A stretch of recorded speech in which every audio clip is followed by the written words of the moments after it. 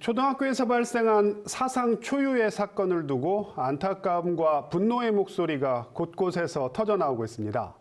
우리 사회가 억울한 죽음을 막지 못한 이유는 무엇인지 이한나 변호사와 좀 더 자세한 이야기 나눠보겠습니다. 변호사님 어서 오십시오. 네, 안녕하세요. 네, 자 보도를 통해서 이 사건 접하셨겠지만, 자 가해 교사의 신상을 공개해라 이런 여론이 빗발치고 있습니다. 경찰도 검토 중이다 이렇게 밝혔는데, 자 이번 사건의 가해자 어떻게 공개 기준에 부합한다고 보십니까?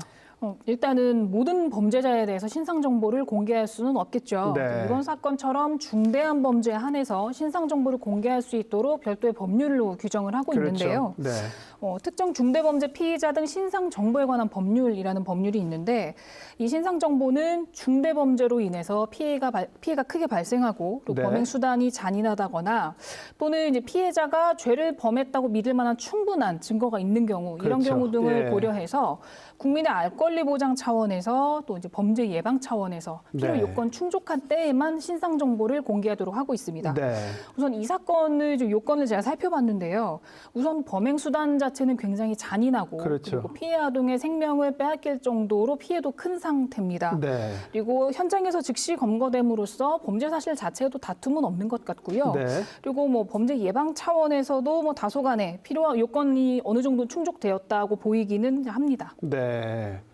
그렇다면 변호사님 생각에는 공개 가능성이 높다 이렇게 보시는 건가요? 우선 말씀드린 대로 우선 형식적인 요건들은 어느 정도 충족이 되었다고 네. 보는데요. 좀 공개 이후의 사정들에 대해서 좀 염려되는 부분들도 있기는 합니다.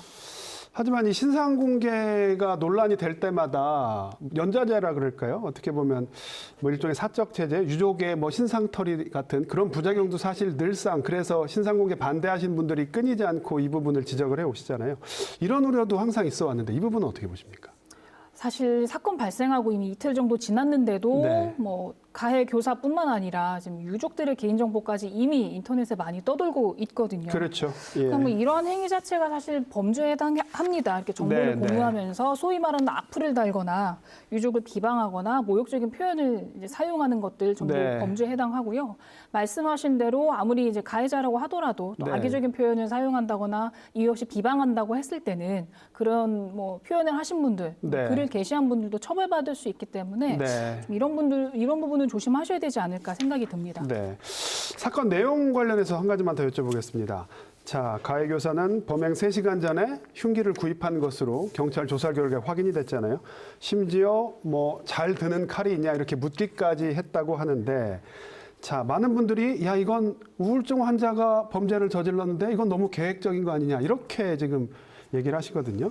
자, 비슷한 범죄를 저희가 다룰 때 이런 경우에 심신미약을 주장하는 경우가 많은데, 이렇게 어떤 계획성이 뚜렷하게 입증이 됐을 때도 심신미약이 인정이 되는 경우가 있습니까? 우선은 가해 교사 아직 병원에 있는 것으로 파악이 네. 되고 명시적으로 본인이 이제 심신미약한 상태에 있었다 주장하는 것으로는 보이진 않는데, 네, 아직 그 얘기는 안 나왔죠. 예, 지금까지 상태를 보면 평소에 정신과 치료를 받아왔고, 그리고 네. 짜증이 나서 그랬다 이런 발언을 한 거에 비추어 볼 때는 네. 아마도 심신미약에 의한 감경 주장을 할 것 같습니다. 네. 근데 이 심신미약이라고 하면 이 심신에 장애가 생겨서 사물을 변별할 능력이 없거나 네. 의사를 결정하는 데 큰 문제가 있을 때를 저희가 심신미약이라고 하는데요. 네. 말씀하신 대로 이미 사전에 흉기를 구입을 하기도 했고, 네. 그리고 범행을 계획하면서 심지어 범행 대상을 이제 특정 인물로 이제 물색을 하기도 했단 말이죠. 네. 이런 점에 비추어 봤을 때는 심신미약 상태나 어떤 사리분간을 하지 못하는 상태라고 보이지는 않습니다. 네. 또 만약에 이제 다소간에 불안한 여지가 있었다라고 하더라도 과연 네. 그것이 감형에 이를 정도로 보이느냐, 네. 그 부분은 판단의 여지가 있다고 생각이 되고요. 네. 사실 예전에 저희 이제 다른 지역에서 분당역 이런 데서 흉기 난동이 있었던 사건에서도요. 네. 그때도 가해자가 심신미약을 주장을 했었습니다만 네. 재판부에서는 어느 정도 다소간의 상황은 고려하겠지만 네. 이걸로 인해서 감형을 해줄 수 없다고 해서 네. 이제 무거운 처벌을 내린 그런 케이스도 있었습니다. 네, 그런 사례가 있군요. 예. 저희 백상현 기자가 보도한 내용도 한 가지 여쭤볼게요. 자, 정부가 이제 정신질환으로 이제 교직 수행이 어려운 교사들을 위해서 이런 사람들을 직권휴직시키는 가칭 하늘이법을 제정하겠다 이렇게 얘기를 했는데, 자, 백상현 기자가 보도했듯이 교육공무원법에 이미 직권휴직 제도가 존재한다고요. 구체적으로 어떤 내용입니까, 이건? 네, 이미 교사에 대한 직권 휴직 제도가 존재하고 있는데요. 네. 각 교육청에서는 교사가 정신적 질환으로 정상적인 업무 수행이 불가능할 때에 질환교원 심의위원회라는 심의위원회를 개최를 해서 직권으로 휴직을 권고할 수가 있습니다. 대전교육청에서는 이제 2015년부터 시행이 되고 있는 것으로 알고 있는데 네.